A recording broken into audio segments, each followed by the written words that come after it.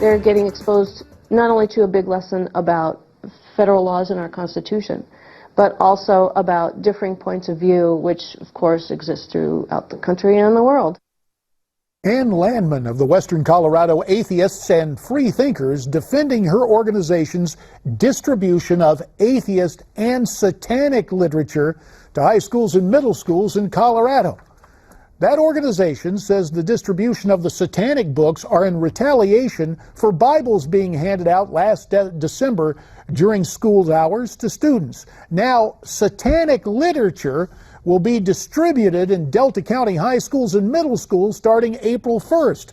As for the school district, well, it insists that their hands are tied because of a policy that, quote, says we cannot discriminate what is handed out, we just have to follow the process. Oh, really? Well, joining us via Skype is the principal of Liberty Common High School in the state of Colorado, Bob Schaffer, my former colleague in Congress. Bob, we appreciate your time here on Newsmax Prime. Thanks, JD. Thanks for having me on.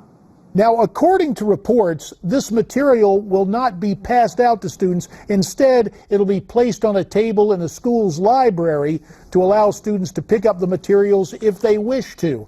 What's your reaction to this?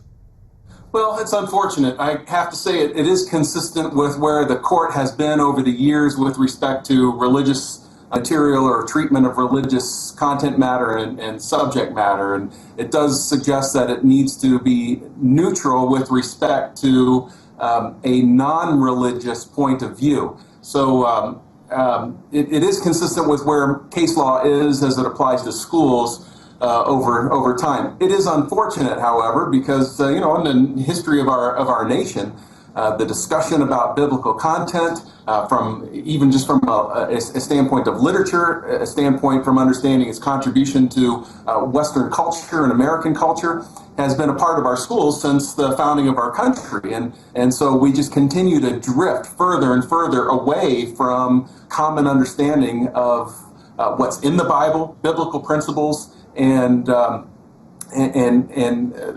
themes that undergird the way Americans generally behave in a sane society.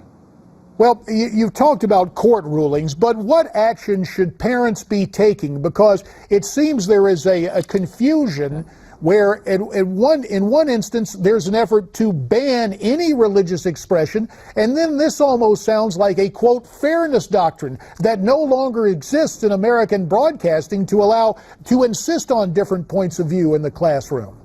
You're right. There's 2 points here I'd make, JD. First is the big picture. This is a discussion taking place within public schools.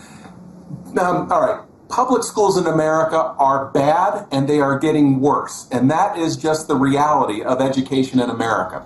So, rather than trying to tinker with decisions that government workers make within public schools, I think parents need to be looking for the exit doors with respect to finding better ways to educate their kids independently, where parents have more control and more authority.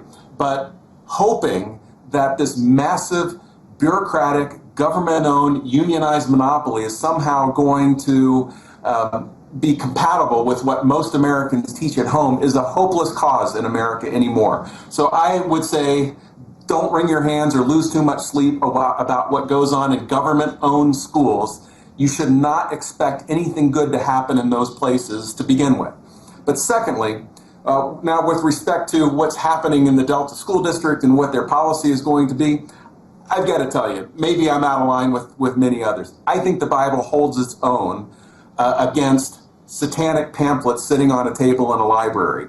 I think it is more to the school's advantage that Gideon's Bibles are there and are available to students than I'm concerned about the equal and opposite disadvantage or harm that might be done by satanic pamphlets. And I can see your point, Bob, because after all, is it not written, you shall know the truth, and the truth shall make you free? Bob Schaffer, principal of Liberty Common High School out in Colorado, my old colleague on Capitol Hill, both of us former U.S. Congressmen. Bob, we appreciate your perspective, and we will be back with more right after this.